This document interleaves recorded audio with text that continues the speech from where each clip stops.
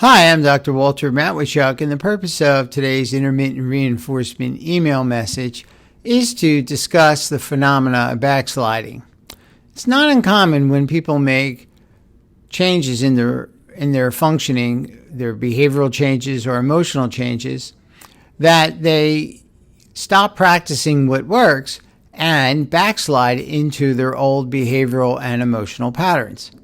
People will lose and regain weight, quit smoking and resume smoking, give up their anger or procrastination, and then become angry again or start procrastinating. And in Rational Emotive Behavior Therapy, we teach people to take this backsliding in stride and to anticipate that it's likely to happen if they don't continue to work and practice the ideas and skills that allowed them to achieve their therapeutic gains in the first place.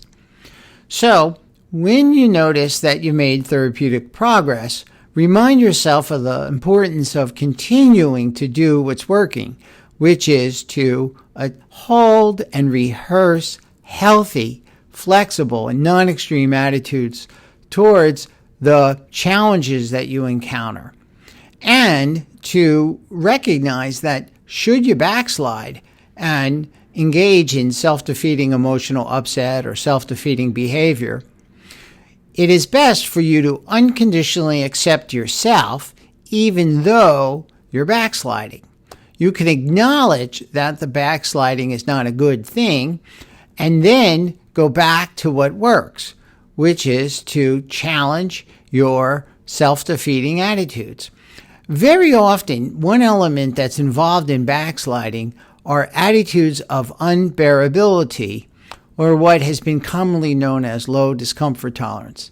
People will hold attitudes like, it's too hard to continue to use my app that helps me count calories. It's too hard to weigh myself every morning. It's too hard to remind myself when I'm brushing my teeth that later in the day I will encounter challenges and I don't have to anger myself. And these attitudes will trip us up and stop us from doing what works. So if you find yourself backsliding, it's very important for you to not only unconditionally accept yourself, but also examine your thinking and look for any attitudes of unbearability that's associated with your self-defeating behavior.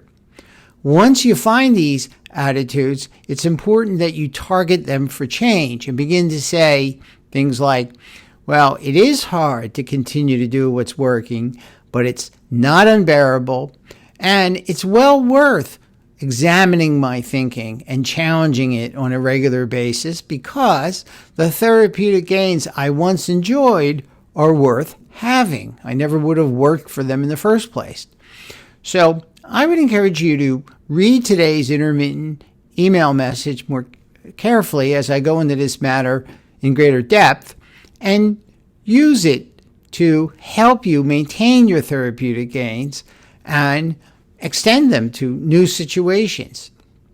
I would also like to take this opportunity to remind you that every Saturday I hold a Zoom conversation hour where I select a volunteer and have a 45-minute conversation with them on a problem of daily living.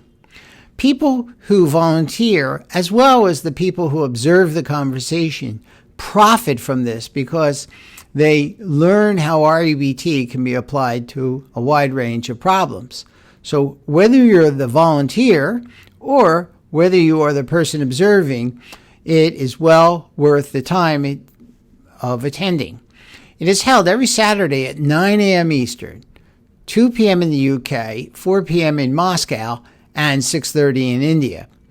I hope to see you this Saturday, and till then, keep at REBT. It works when you work it.